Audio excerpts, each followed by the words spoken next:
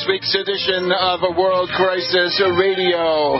This is your host, Webster Tarpley, Ph.D., reporting from Washington, D.C. Right now, it's the long afternoon of January 19th, 2018. It's Friday, and the government is going to start shutting down in about 9 hours. And this is not a good thing in itself. It is, of course, the responsibility of this chaos cabal, the chaos president, the chaos White House, because they get into the act too, most emphatically. People like Kelly and Miller and others, harbingers of chaos. They're having a lot to say in this unfortunate phase. So the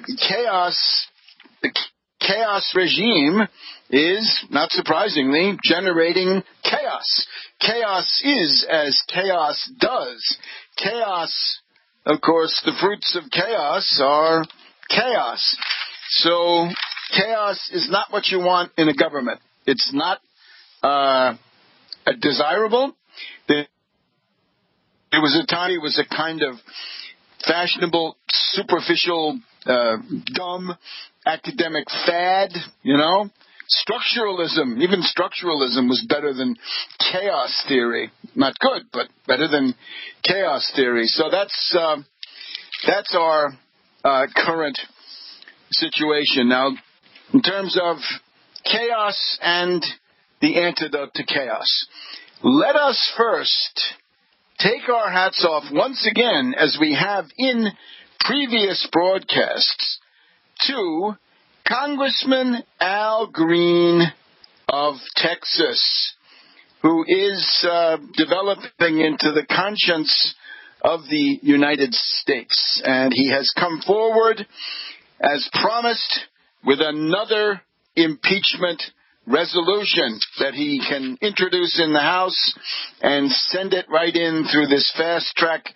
method and get a floor vote. Those are privileged resolutions, and he's using them. Al Green has pledged to come back again and again and again with these impeachment resolutions, and this, of course, is the corrective that is built into the system. So I would say Al Green and the people working with him, consistent supporters now, they are the salt of the earth. This is what the United States requires, because otherwise we would have a totally illegal regime, gone wild, reactionary billionaires cavorting all over the place, overtones of fascism pervading every aspect of government and public life. But thanks to Al Green, the American people have a voice. Now, here's the lowdown. What were the votes? You may well ask. Remember, impeachment is just a majority of the House. That's what it takes. So, back in December, and not even 1 month ago, just a little bit less than a month, Al Green brought in his first impeachment resolution, for which he got 58 votes, 58 votes, and he did get James Clyburn from the House Democratic leadership. In the midst of this crisis, right, this is the beauty of the impeachment resolution. It goes right to the floor. And even Ryan, with all of his Ayn Rand tricks, right? He's an Ayn Rand Jedi, but that's not enough, right? The dark side, not as powerful as Ayn Rand thought. So here's the vote. Today, it was 66 votes for impeachment. The impeachment resolution gained 8 votes. So from 58 to 66, gain of 8. 355 voted against, and there were 3 voting present. There were 3 that essentially abstained, the procedure, made famous by Obama in the Illinois State Senate, right? Voting present. So 355 say no. 66 say yes, we want to debate this. 3 say we are present. And I look at that present vote. That's an voting for impeachment, or at least more specifically for a debate about impeachment. I really can't understand how anybody could not want to vote to begin debating impeachment for a regime of this abysmal quality, this miserable excuse for a president. So here's the interesting thing. In order to impeach, you need a simple majority. So if it's 435 members, what's it going to be? I think you need, I think we calculated, you would need the existing 66 votes plus 172 more in order to impeach. And if you were gaining, let's suppose you were gaining 8 impeachment votes per month, that would spell impeachment within 22 months. But I don't expect it to take that long. I think it's very likely that the rate of growth of the pro-impeachment vote can accelerate. In other words, I'm looking not even for a linear progression, right? Not just 8 more impeachment votes per month or 2 per week, right? That's what it would come down to. 2 more impeachment votes per week, 8 per month. I think it's going to accelerate. I think what you're going to see is a parabolic increase, right? An exponential increase in the number voting for impeachment. And, of course, we'd have to see. We haven't had time since this just happened. We have not been able to fully examine the resolution. The initial resolution was absolutely good and to the point, and the idea that genocide begins with the race baiting of the type that Trump practices, that's the way it worked in various genocidal situations, and we're not immune. However, as time goes on and the Mueller, even the congressional investigations are bringing forward many, many interesting things. For example, yesterday we had the release of the House Intelligence Committee's interview with Glenn Simpson of Fusion GPS, where he talks about the issue of money laundering.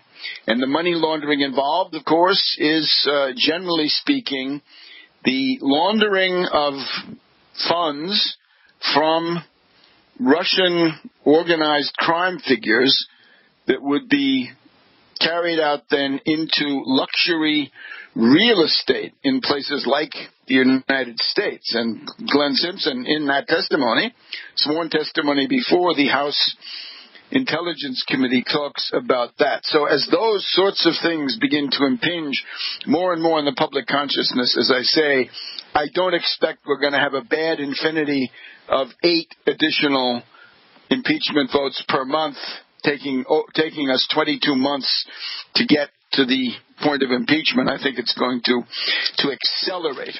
All right, so that's the news on the last day of Trump's first year in office. That's what today is. It's the 19th of January, 365 days of Trump by the end of today. 365 days of Trump. It sounds like an Italian movie from the 1970s by Pier Paolo Pasolini. But unfortunately, it's modern American history. So 365 days of Trump,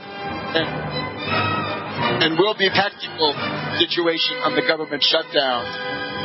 Welcome to the second segment here of World Crisis Radio. Here we are in the afternoon of the 19th of January. It's about 3:30 in the afternoon, and we're watching developments between the Hill and the White House. We're checking 2 ends of Pennsylvania Avenue. Needless to see what happens. Will the government shut down? Will it not? Now, this has been 1 year of Trump. 365 days Descensus Averno, the descent into the underworld, the descent into the abyss. Descensus Averno, no good.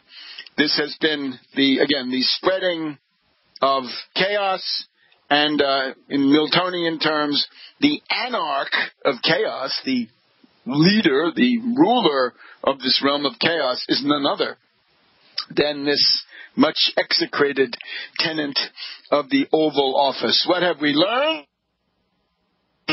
As Scarborough and Mika do every morning, what have we learned? Well, we've learned that this individual is incorrigible, he's ineducable, and this is not a viable proposition. So where does he stand? Now, some of this is not exactly what we want, but grosso modo, it's going to be okay. And just in general terms, we're looking at polls after 365 days. Now, undeniably, there has been a certain amelioration in the Trump statistics here compared to before the passing of the tax swindle. The tax swindle, no use avoiding this, the tax swindle has had some effect. It has ameliorated Trump's polling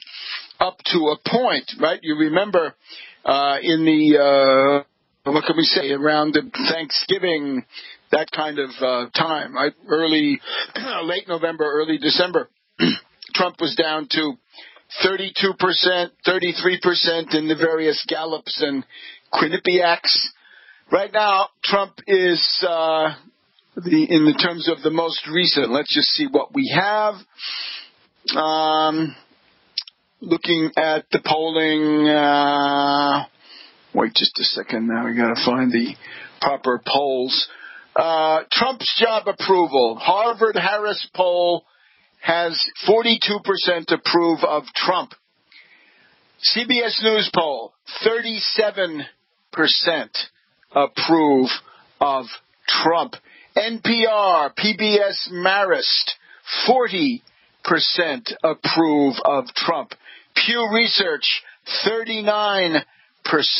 Now, there's a certain differentiation between the disapprove, right? For example, the weakest is the NPR, PBS Marist. That's 40% approve, 51% disapprove. But the hostility in some of these others is greater. Harvard-Harris poll, 58% disapprove. CBS News is probably the best overall poll.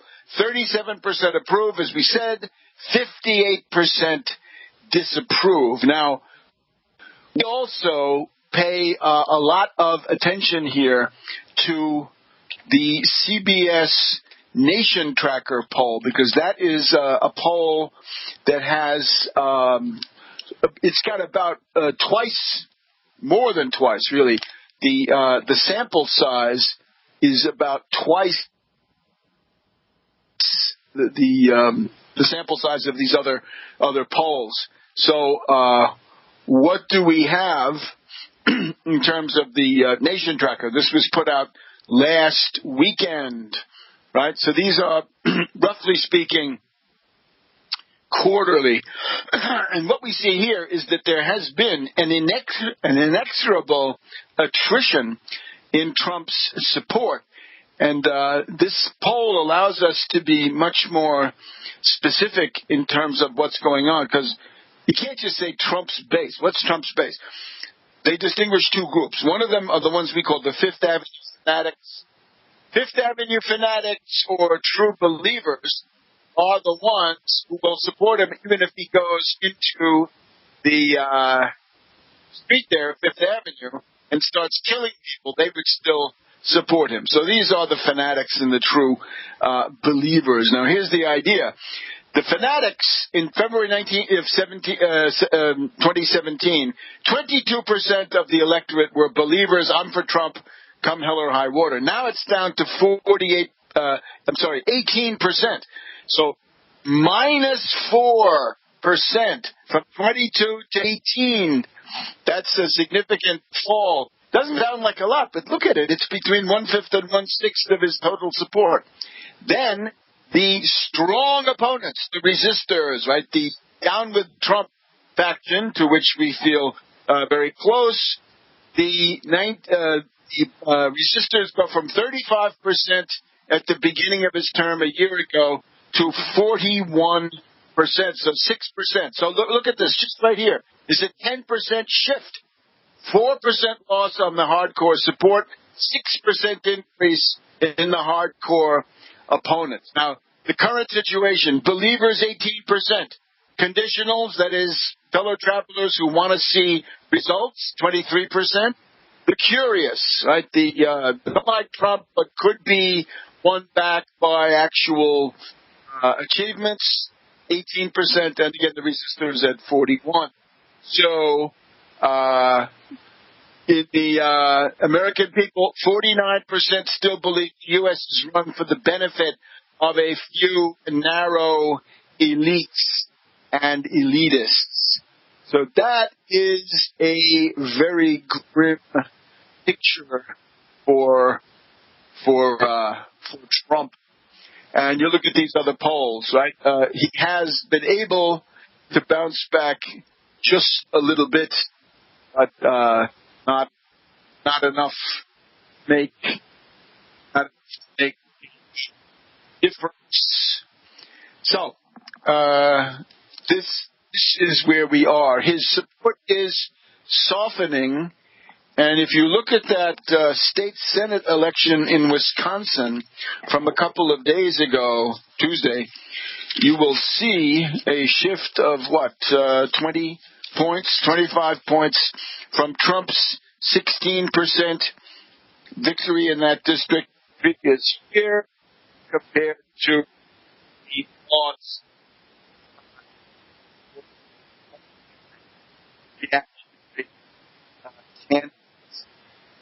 So here we are after 1 year. Now this, of course, has been a terrible time. People that have come through this deserve to be comforted. They deserve to be congratulated. They need to be, above all, it's time to mobilize for the next phase. That's the best way to get rid of the exhaustion that comes from this incessant bombardment of idiocy. And we'll be back in a minute. With World Crisis Radio on the afternoon of the looming government shutdown. We wish to avoid it, but we do not fear it. And we're not willing to make destructive compromises. Capitulation and loss of political momentum are not enough to avoid this. So we'll go through why, obviously, a government shutdown is bad and why the Republicans should pay through the nose, and Trump also, for their nonfeasance and malfeasance on this. So right now we have this 4-week extension of the current spending authority at the current levels, added in as a 6-year funding of the S-CHIP, right, Child Health Insurance Policy. That, of course, is supposed to entice the Democrats to abandon their cause and come across and betray, in particular, DACA and the immigration issue. There's also some money in there for border security, but not as much as Trump wants. So where does this leave us? The bill itself is absolutely inadequate, and we'll go through a little bit why it is, right? It's a bad bill. It's a piece of demagogy. So right now we have Mulvaney, the Tea Party fanatic, the right-wing lunatic, the anti-government right-wing activist, Mulvaney, now the director of the Office of Management and Budget. What? Management? Budget? Mulvaney? These words cannot exist together. This simply does not rhyme. So Mulvaney comes out and says, well, if the government shuts down, we're going to call it the Schumer shutdown. Schumer shutdown. Is it, Mulvaney? How about, I'm trying to get to work on some good zingers myself. How about the Mulvaney mockery? How about the Mulvaney mess? How about Mulvaney mayhem? How about that one? Mulvaney mayhem. That's what we're being offered here. So, the Mulvaney maneuver is to try to pin this on the Democrats. This is ridiculous. You control the presidency, the House, the Senate, the Supreme Court. Most times, you control. So you are the regime, and you're going to blame this minority, which is cut out of everything and had no role in creating this bill? Oh, my God. This is impossible. And, of course, it shows the tremendous sectarianism, right? The fanaticism of Mitch. Now, why does Mitch do that? Could it have something to do with the fact that he has the Koch brothers and other assorted billionaire mega donors or multi-billionaire mega donors in his corner, and they tell him what to do? We had David Frum here, which I think we can talk about, saying that he thought Ryan was responsible to a shadowy committee of reactionary billionaires. Well, same story with Mitch, perhaps even more so, because in the Senate, you need a lot of money these days for a statewide Senate race. So Mulvaney mayhem is going to break out. So Bernie Sanders gave, I thought, a very useful speech today. This is not always the case with him, but today I think it was. Talking about the shutdown, right? The starting point, says Bernie, is, look, Mitch, in order to pass this budget, since you can't use budget reconciliation again, you're going to have to do this with a majority, right? You used your one budget reconciliation in the current cycle to pass the tax giveaway. So now you're going to try to pass a budget. Mitch, you need 60 votes. Mitch, you do not have 60 votes. Your little majority there is down to 51, right? That Alabama seat is gone for you. You've got 51. McCain is too sick to come and vote. You're down to 50. I don't know where Thad Cochran is, but that could bring you down to 49. Plus, you've got little Rand Paul. He's not going to vote for it, he says. Now, with these Republicans, they often say they won't vote to get attention and then to extort concessions. So I don't know that part, right? Typical Ron Johnson maneuver. Or this time around, who was it? It was Rounds out there from the Great Plains. So we can't tell. But Rand Paul says no, Flake says no. It's thought that there are about 5 Republicans who will vote against the Republican bill if it comes up for a vote. Now, Schumer tried, to his credit, to get a vote on this last night. That is to say, Thursday night.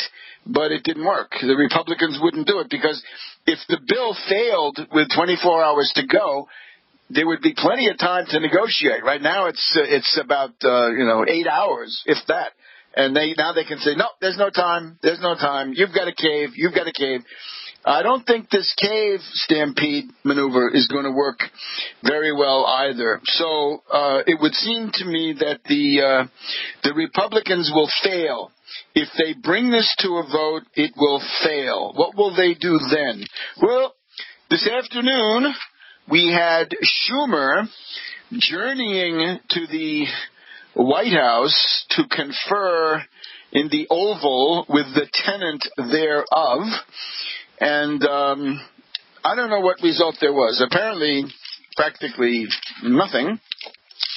Here's what was said. Schumer had a very laconic statement. He said, we had a long and detailed meeting. We discussed all the issues.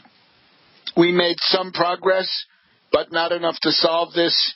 More effort is needed. We will keep talking. And then, of course, they started shouting questions, and he scurried away. So that was Schumer. It's not even certain, as I'm speaking, haven't, as of a couple of hours ago, it was not even certain if there would even be a vote today, a vote of any kind, because it's thought that Mitch McConnell is very reluctant to advertise his weakness. We can see that when it's a question of distributing tax cut largesse to rich donors, the Republicans can get together. But when there are actual trade-offs and difficult votes, then the Republicans, they simply run away. They are not a party of government. They cannot govern. They must be expelled from government by the voters. It's time to put them on that road that leads to the garbage heap of history, where they will join the Federalists and the Whigs and the Know-Nothings. I'm sure they'll get along very well with the Know-Nothings in that political inferno. So there's our current situation. Mitch McConnell says, no, I'm not negotiating anything. And he has not negotiated. That gets us back to Bernie. So Bernie says, look, Mitch, you need 60 votes. You don't have 60 votes. You'll be lucky to get to 50. You'll be lucky to get to 45 with this method that you have, which is, of course, absolute sectarianism, absolute fanaticism, the attempt at a lockstep, the attempt at railroading, the attempt at a rubber stamp Senate. Won't work. So what could he do? I suppose he could go nuclear, right? He could say, well, we're going to change the rules so it's not 60 votes anymore, it's 50. It's not even clear he could make it with a 50-vote majority. It's not clear. Even with Pence, because Pence is out there pontificating to the anti-abortion demonstrators who have come to town here today, as they have every year for the last 45 years around this time, right? Since the Roe v. Wade. So Bernie has the following rundown. I'll get to that in just a minute. You're on World Crisis Radio. Welcome back to World Crisis Radio. Webster Tarpley here in Washington, D.C. We're checking through the program here to see if anything of note occurs in the standoff, right? Will there be a shutdown? Now, shutdown is bad. We're against the shutdown, but there are things that are worse. That's the point. The Republicans, who used to love shutdowns, here, we have an interesting statistic here. The last shutdown was in October 2013 against Obama. And the first time around, 221 Republicans in the House voted, in effect, to shut down the government.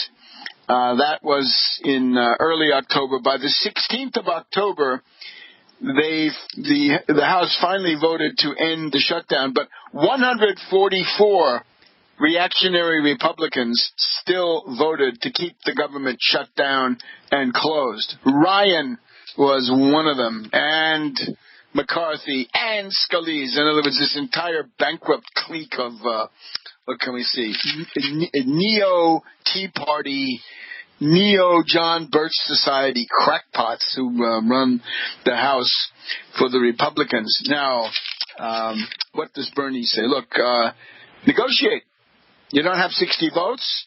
If you need 60 and you got maybe 45 or so, a little bit more, and you refuse to negotiate, you are shutting down the government. That choice determines the shutdown of the government. What's the other side supposed to do? They can't control the floor. You do. And you've got to go and negotiate with them. And then they can fit into your plan. But they can't go ahead and do this without you, because you're the majority leader. So this would now be the fourth continuing resolution. Bernie's theme is you can't keep kicking the can down the road. There's also another theme, which some of them say. Mitch, in particular, says it. What does Trump want? Freud famously asked, what do women want? Well, in this case, the Republicans on the Hill are wondering, what in God's name does Trump want? Because it's always shifting. Does he know what he wants? Not at all clear. Now we're back in the realm of psychodrama. Once again, so Bernie recommends no stopgaps. Now, he points to something that I think deserves mention. The community health centers. I learned something about this from Bernie today. The community health centers they have been around for 40 years, I believe. This is an important network of basic health care for a lot of people of modest means. 27 million people across the U.S. get treatment at community health centers. In this current Republican monstrosity, there's nothing for them. There is the 6-year S-chip fix, but in a vindictive and destructive and right-wing anarchist way, because that's what you're dealing with, you have no money for the community health centers.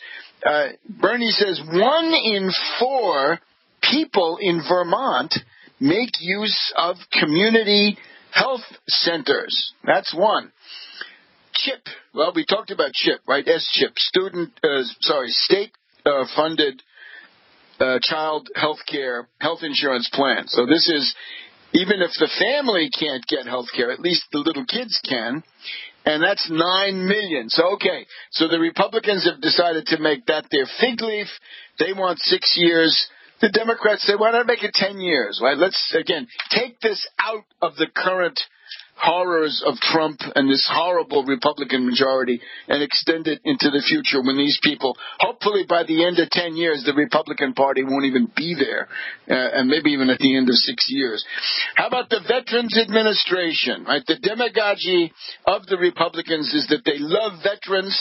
Trump is great at this, right? Oh, I love the veterans. Did you send the check? No, but I love the veterans.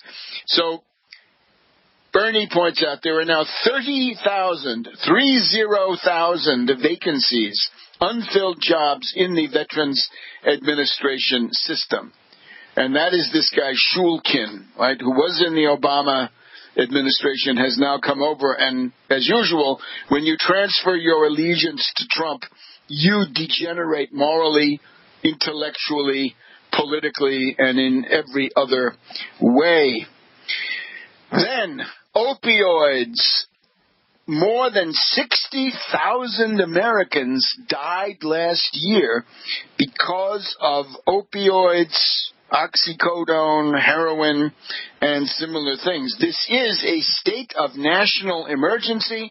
Trump refuses to make that full declaration. He calls it a health emergency, but not an actual state of national emergency on the level of 9/11 or Pearl Harbor. I'm sorry, 9/11, 3,000 dead, opioids, 60,000 dead.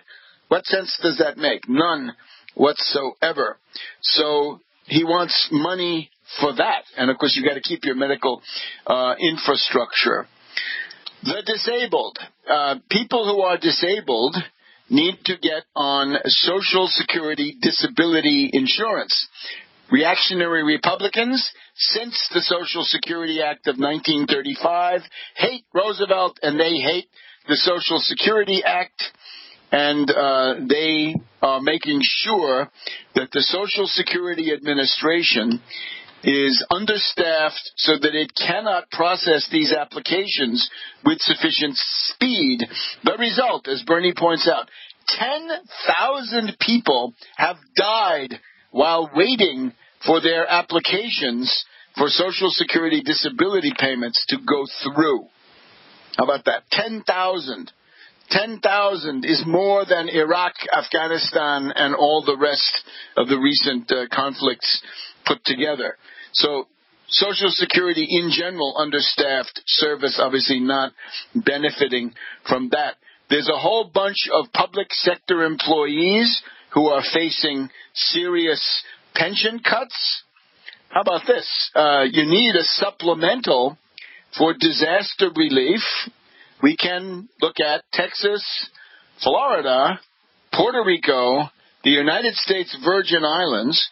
We can look at California between fires and mudslides, and more rain is now expected. You need some emergency money for that. How about child care?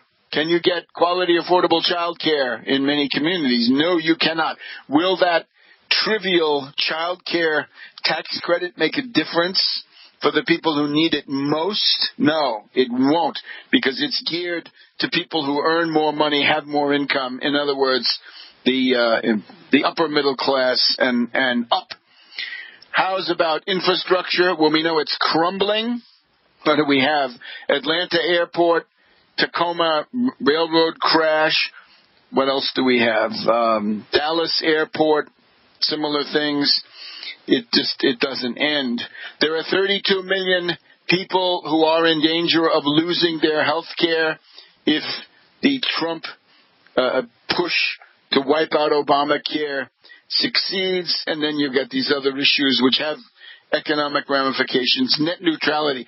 Time for that guy Vajit Pai to get canned. He needs to leave. He needs to start a career as a go-go dancer, I think seems to be his aptitude. And finally, DACA, we have the Dreamers.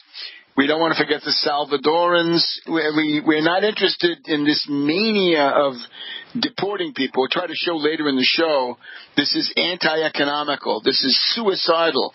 This is exactly what the most hostile Chinese or Kremlin oligarch would want you to do, is to alienate the immigrants who are otherwise willing to come here and work and contribute.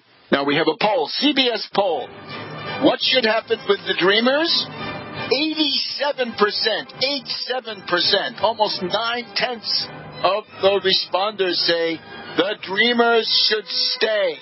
They get to stay in the U.S., and that would be the Durbin-Graham compromise, which Trump torpedoed with his burst of scurrilous scatology this past week. Back in a minute.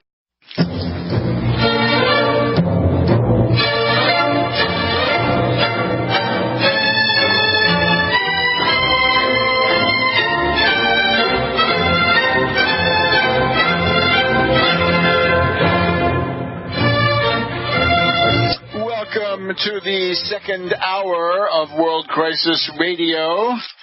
This is Webster Tarpley here in Washington, D.C. Still some snow cover here in the nation's capital, and it's the afternoon of January 19th, and we've got the unfortunate issue of the shutdown of the federal government brought about by the same anarchist clique, the same reactionary billionaires, enemies of civilization, many of them, that we've been following before, except now they can't hide because they have all the power.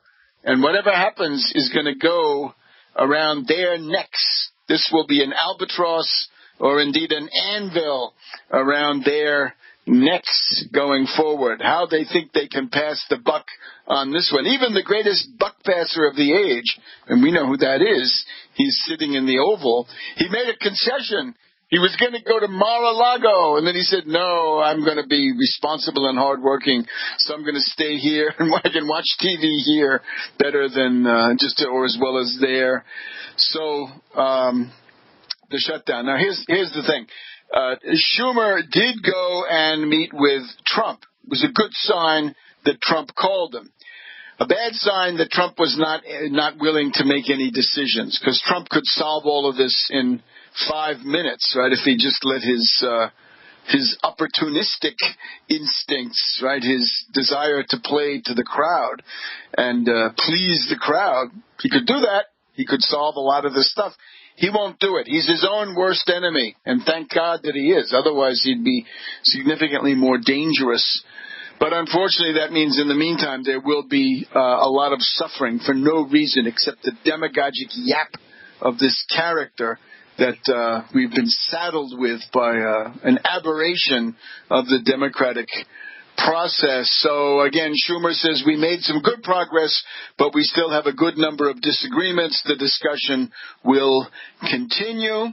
Cornyn, the Republican whip, the right-hand man for Mitch, says Trump told Schumer to go and work out your differences with the GOP leadership. Wait a minute. Will Mitch even talk? As far as we know, that Mitch was not willing to negotiate. It's either Vote for the 4 weeks or nothing, or be damned. See how many more hours that holds out, right? Right now we're just a little bit less than 8 hours from the government shutting down, and that will be a Republican shutdown. That will not be the Schumer shutdown. It will be the Mulvaney mayhem. Mulvaney mayhem strikes again. And this is the unreformed, unreconstructed mayhem. So Cornyn said he got a briefing on this from Kelly. Kelly, of course, turns out to be a nativist, xenophobic practitioner. He helped Miller to sabotage the deal that could have avoided all this last Thursday. This is Kelly who dishonored himself, right? Dishonorable behavior in regard to the Congresswoman when the poor GI was brought back from Niger.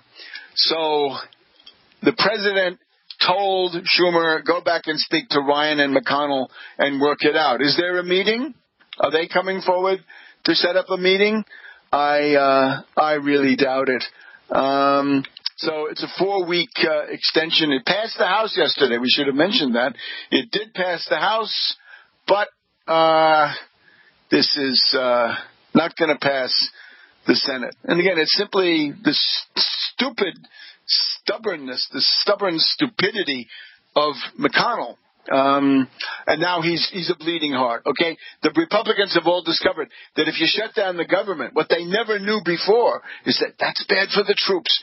This is completely unfair and uncompassionate for my Democratic colleagues to filibuster government funding, harm our troops, yes, of course, jeopardize health coverage for 9 million children because extreme elements of their base want illegal immigration to crowd out every other priority. I'll make the argument here, if I have a little time, that the question of immigration is an existential question. It may be the existential question for the United States. This is not some side issue. This is a central issue because you're dealing with China. How are you going to compete with China without a workforce? And we'll get into this in just a minute. Anyway, we know that it's bad. Feinstein says when the government shuts down, people die. It's true. We had Fauci from the National Institutes of Health here in Bethesda saying, look, you know, we have experiments going. We have complicated scientific apparatus that's been set up, that's been working, and it's been going in some cases for months, maybe even for years, right? These are serious experiments. You can't just go in there and say, okay, shut that all down for a week or 2 weeks or whatever it is. You just can't do that. So this is after the destruction wrought by the idiotic sequester, made necessary by the Republicans who wanted to be fiscally responsible. The Republicans were the austerity ghouls as long as Obama was in the White House, and after that they became the free spenders, right? The people spending money like water or like there's no tomorrow. So complete hypocrisy, but the destruction for the national interest, right? All reasons why the Republican Party needs to become extinct, right? As old Cato the censor, Cato the elder, said in the Roman Empire repeatedly, praeterea censeo Carthaginem delendam esse. And in addition, let me pronounce my finding that Carthage must be destroyed. I say, praeterea censeo republicanos delendos esse. That's, the Republicans need to be wiped out. At the polls, of course. So, that's our situation. Lots and lots of damage done. We just heard Mattis saying, well, of course, if you have government shutdown, then a lot of the contractor work stops. A lot of the Beltway bandits, frankly, right? A lot of the subcontracted stuff comes to a halt. That will be bad for this regional economy, but these Republicans, they don't care. Here's the thing. The reason why this is an important moment is if you've got 87% of the American people who think that these dreamers should stay, and it's now, you can't say, well, wait until March 1st. No, you can't do that. This Nielsen and her myrmidons from ICE, they're going to be deporting people, right? That's going to be a police state. kicking in the doors, holding pens, holding cages, boxcars, cattle cars. What's it going to be? Buses, if you're lucky. Terrible. Absolutely totalitarian. 1930s. Nacht und Nebel, night and fog, that whole genre. The secret police, right? The Gestapo are looking for you because you're a foreigner. Awful, awful, un-American. So that's what we have here in the offing. So that's why you've got to fix this now. You can't wait. Got to fix it now. Bernie's right. Can't kick it down the road. Got to be done now. But when you have almost 90% of America wants these people to be dealt with fairly, and you as a very unpopular little clique of reactionaries and I don't know what. I could go on and on, but once you have that kind of a lineup, right, where it's 87% of the population against the Trump base, I don't know. The Trump base is 18%. Not even all the Fifth Avenue fanatics are against this. You want to make that into an object lesson. In other words, the point is, in order to break up the Republican Party, you've got to pick a confrontation like that and then go to the hilt. Just go to the mat. Go as far as you possibly can and try to see how much breakup you can generate inside the Republican Party. So that's what they should do. And similarly on this wall, which is discredited now, right? Mexico won't pay. The idea is discredited. It's a waste of money. We need that money. Go to the mat on that too. Back in a minute. Welcome back to World Crisis Radio. Webster Topley in Washington, D.C. Now, what is the important underlying issue? We did a program on this in the daily program, right? The American system. And let me take this opportunity to urge you to go back and listen to that, because I did it more in a more detailed way there than I can here. Americansystem.tv. Americansystem.tv. Check the headlines. You'll see which one it was this week.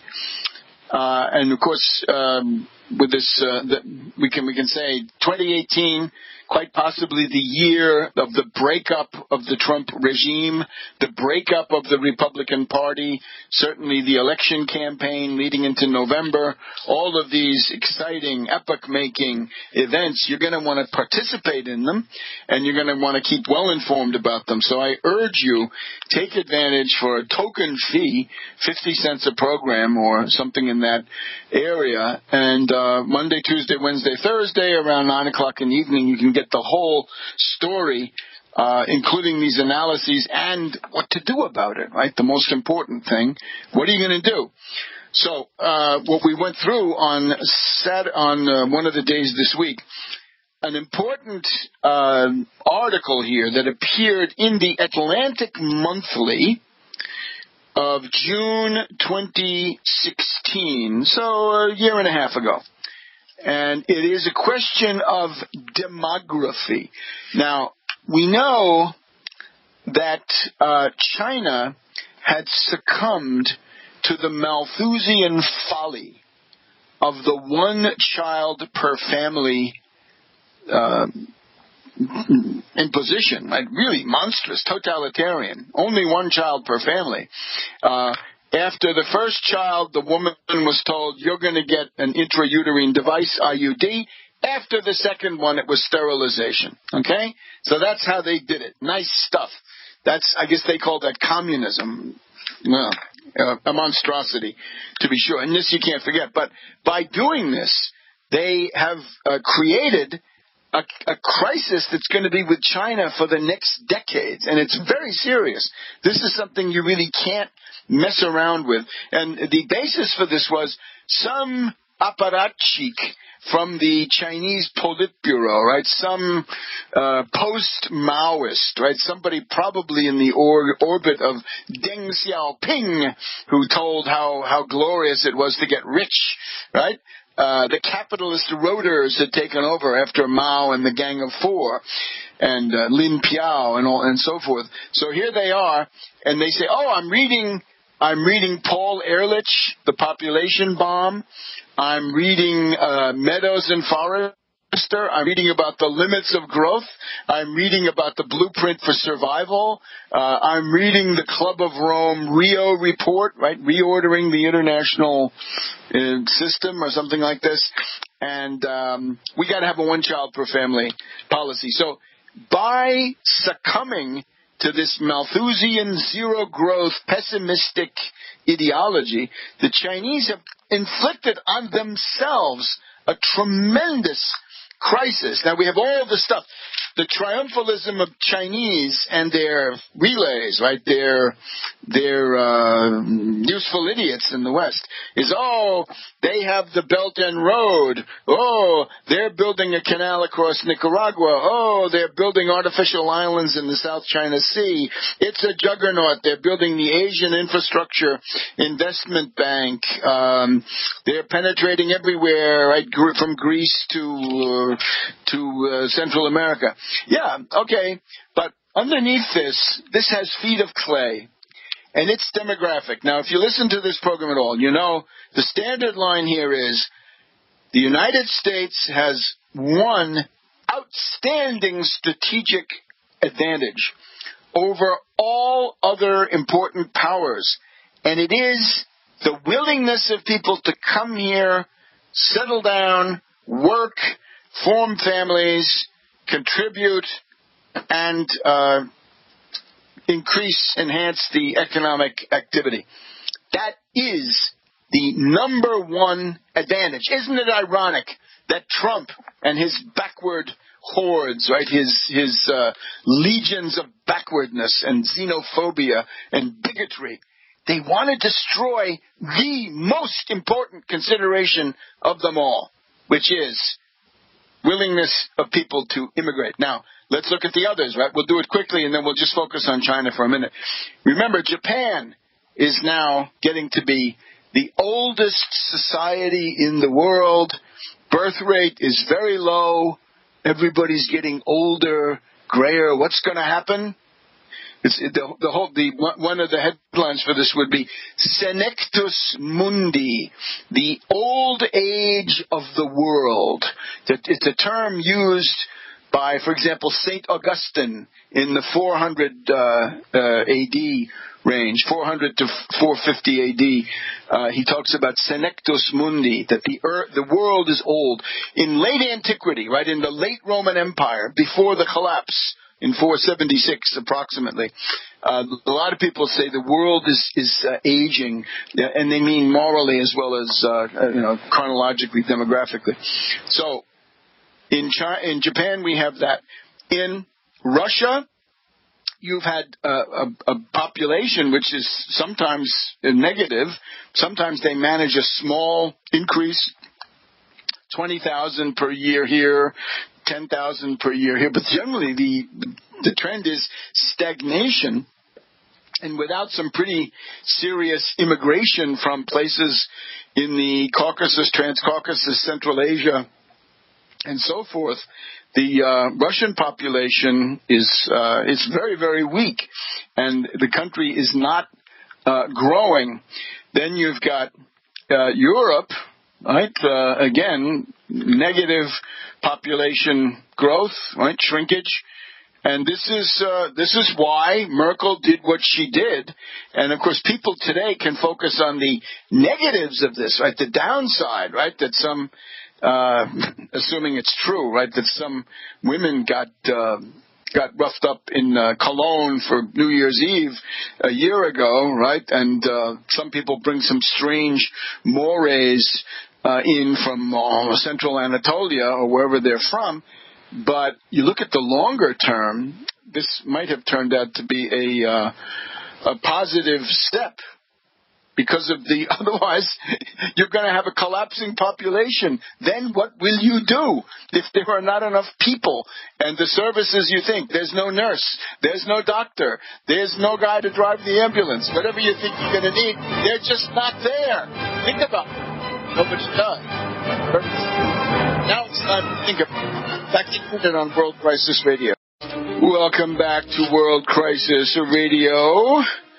Webster Tarpley here in Washington, D.C. We're still checking the government shutdown front, but it doesn't look like anything is happening here. We're approaching 5 p.m. on Friday, January 19th. So we're just pointing to the fact that all the main competitors have demographic crises going on. And it's always implosion. It's never overpopulation. There are examples of very rapid population growth. There are places like Turkey, Pakistan, Saudi Arabia.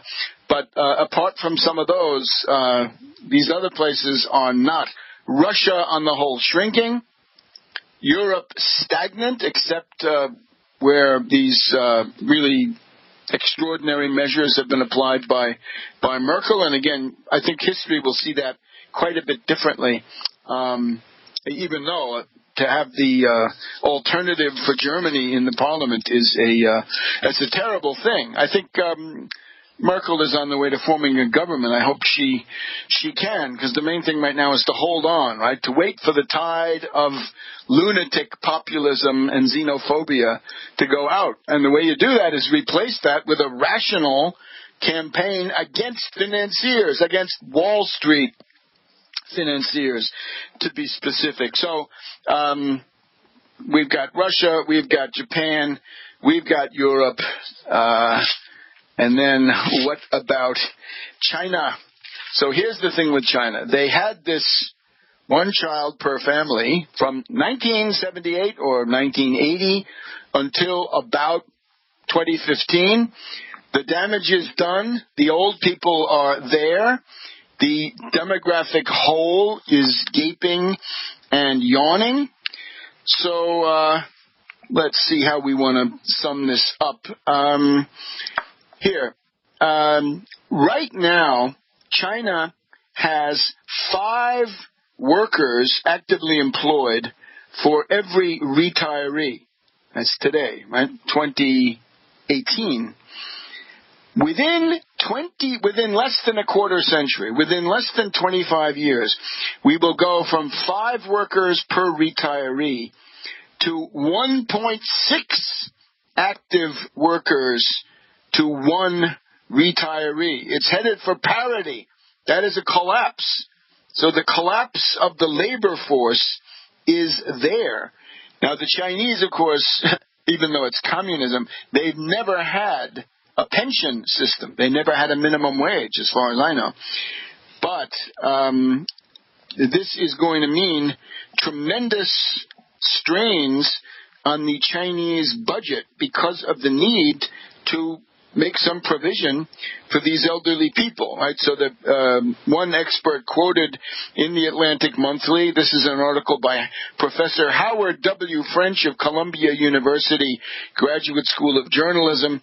He says, look, you've got this situation, quotes Mark Haas, Haas, Duquesne University. The problem in China is going to be between guns and canes, not guns and butter, but guns and canes. That is, are you going to allow a significant number of old people to simply rot away in extreme poverty? To provide a decent pension system is expensive because there hasn't been one, right? Nobody's paid during their working life. So what you'd have to do then is a wealth transfer, and that is, it's politically difficult and so forth.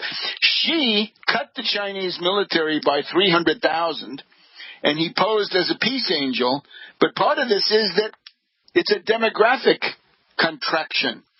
The working age population in China shrank by 5 million in 2015, and that's only the beginning. So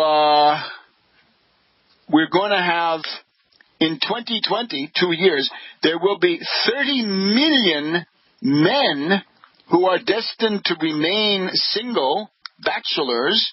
They're not going to find wives because there are no wives. Those women were never born because of this family preference for males to continue the family name and all that. So not enough girls, too many boys. Therefore, 30 million unmarried men, no matter what they do. So the old people of tomorrow are already there. What are they going to do? One Chinese expert says we might have to attract immigrants. But, he says, when China gets old, as it is, all the countries we could import workers from will also get old. Where are we to get them from? Africa would be the only place, and I can't imagine that. Why can't you imagine that? We here in the United States can imagine that very easily. As a matter of fact, that's part of the bill that Durbin put in front of Trump. Trump exploded. Trump can't imagine it. Trump thinks like somebody in Beijing, I guess, like his pal Xi who must be obeyed. But from the American point of view, yes, Africa, perfectly good. No preclusion of any kind. None of this Trump stuff that cripples you. So how about this? Did you think that the Chinese demographic advantage is going to be maintained and even grow?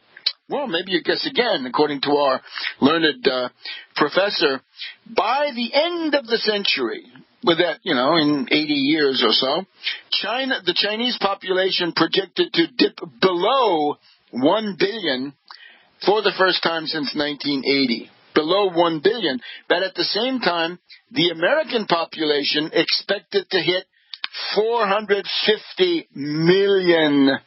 So that means we go from China being 4.5 times as big as the United States to China twice as big, and naturally we will keep the advantage in terms of education and so forth if we don't let the Republicans destroy it for us. Chinese workforce, as we heard, shrinking. U.S. workforce increase by 31%. So U.S. workforce grows by 1/3 from 2010 to 2050. And so forth, right? U.S. tax base growing, relieve pressure on Social Security. And why is this? Let's just quote the article. The U.S. is not facing population shrinkage. This is due largely to immigration.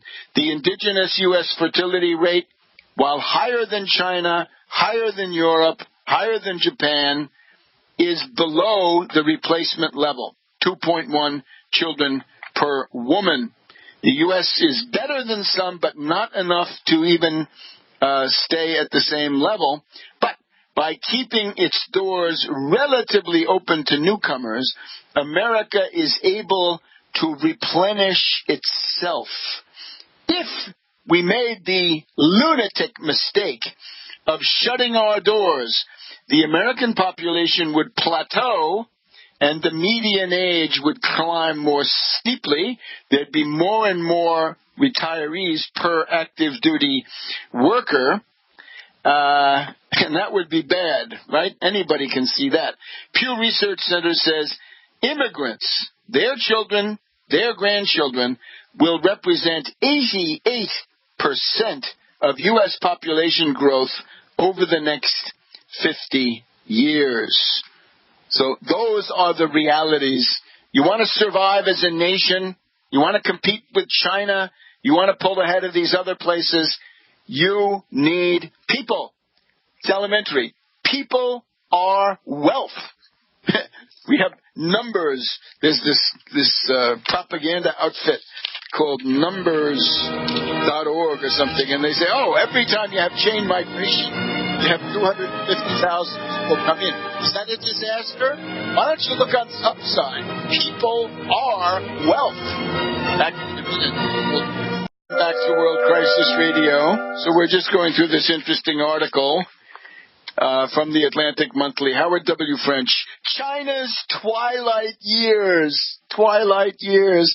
As immigrants replenish America, China's population is aging and shrinking. And you can apply that mutatis mutandis, changing the predicates, to Russia, Europe, Japan, many, many places. Now, you heard my formulation, right? This is the single greatest strategic advantage that we have. Here's what French says. America assimilates outsiders on a scale matched by no other powerful country. Immigrants inhabit every rung of society and work in every sector. Immigration perhaps more than any other single factor, sustains American prosperity. And immigration will, despite shrieking rhetoric from the reactionary camp, of course, immigration will spare the United States the fate now threatening to engulf the competitors. Now, the one proviso, right, the one quibble is to say, yes, this is true, but to make it work, you've got to have your job machine going. You've got to have your labor market in good shape. The jobs have to be there. Assimilation in the face of a healthy labor market where the arrivee is pulled in to a job and learns the language and learns everything else, right? Interacts with the pre-existing, the natives, I guess you'd say. That's how it's done. And if you have Wall Street running the show, be it Wall Street through the usual bureaucrats or Wall Street through the current clown show and blowhard dog and pony show on Pennsylvania Avenue, then that won't work, because you'll have stagnation. You have stagnation in the labor market, stagnation of employment. You don't have the infrastructure you need, all the stuff that we know. But the essential thing is, if the people are not there, nothing else will work. Once the people are there, then you can say, yes, let's stoke up, let's gear up a Marshall Plan for the cities, because you do have to make investments, right? But that's true no matter what. You've got to make sure people are trained. You've got to keep them healthy, well-educated, housing, urban mass transit, all the rest of it. You got to provide all that. So that's the challenge.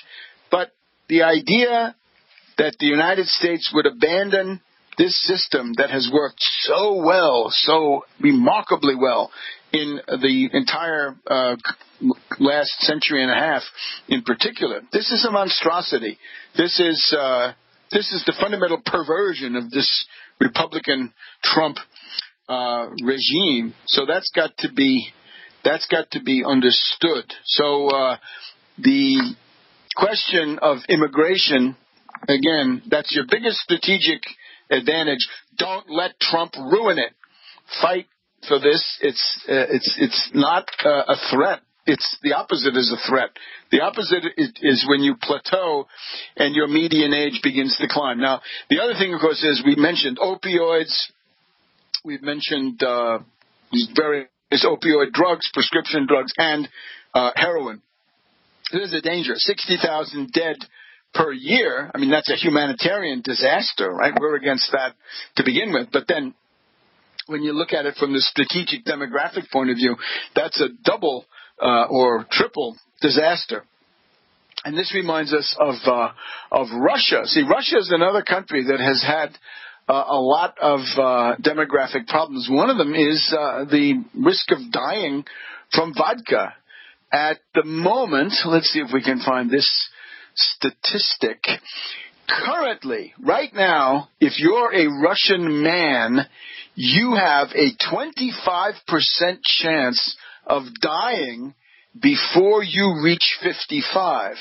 And that is mostly alcohol, mostly vodka. In Great Britain, for comparison, if you're a male, your chance of dying before 55 is 7%. Liver disease, alcohol poisoning, accidents, right? Car crashes, getting beaten to death in a bar fight. The other one is cigarettes. Unfortunately, cigarettes still widespread in Russia. And this is a perfect storm. And you can see this. When Gorbachev came in, if you remember, Gorbachev said, look, we're gonna try to limit vodka. He actually wanted to ban it, but he couldn't do it. So when Gorbachev took power, your chances of dying as a Russian male before 55 were 27, 28%. Gorbachev was able to limit vodka. It became more expensive. You couldn't buy it before lunch. You couldn't have it for breakfast. He got the death rate down to 20% of men dying before age 55. that shot up with the collapse of the USSR, the shock therapy, and so forth. That got up into the high 30% area. It then sank down again to about 30%, up again, and right now it's on a slow decline, but it's slow, and again, it's about 25% chance of dying, and it's binge drinking with cigarettes and just a bad scene. So Russia has a birth rate which is comparable to, well, it's a normal, more or less normal birth rate, but the thing that gets Russia into trouble is that the death rate is so high, and it has to do with these diseases of despair. So there you can see a certain parallelism between the U.S., the opioid epidemic as disease of despair, and the Russian situation with vodka and cigarettes, which is a very, very acute problem. So you cannot have economics without demographics, and it is amazing that the arguments that I've just given they're very obvious. Right? Look around the world. What do you see? You see a population bomb going off anywhere? No. You see shrinkage. You see depopulation. You see threatening collapse. So this, I think, is what we have to bear in mind as we go through this immigration debate. Right? It's not something, you can't leave this to the ignorant prejudices of some Republican demagogue who's playing to a bunch of backward people who have absolutely no clue of what is happening. And of course, the other thing is wages, right? Part of pessimism is wages. We're still getting this illusion, right? And we need to do more, and we will do more to knock down this idea that wages are rising. Are you kidding? Look, the Walmart says they're gonna have a minimum wage of $11 an hour in the U.S. Right now they start you at $9, we're told, and then after you finish your training, a couple of courses, you get up to $10. So now we're rocketing up to the absolute largesse of a $11 minimum wage. This is simply a bad joke. This is an insult to the American people. Can you be bought for a mess of pottage? Can you be bought for a plate of lentils? That's what this is. And then the $1,000 bonus, which turns out to be really nothing of the kind, far less for most. And, the Republican White House and the Republican noise machine, the demagogues and the mind benders are telling the poor dupes out there in blue-collar land that this is going to be the millennium. We are waiting to see what's going to be happening with the withholding tables, and it's first indications of what the tax cut actually means for the average person. So I'm sure it's not going to be good, but you've also got to brace yourself, get skeptical, because there's going to be they're going to try to put lipstick on the pig, but pig it will remain. So stay ready to mobilize. Follow Webster G. Tarpley on Twitter.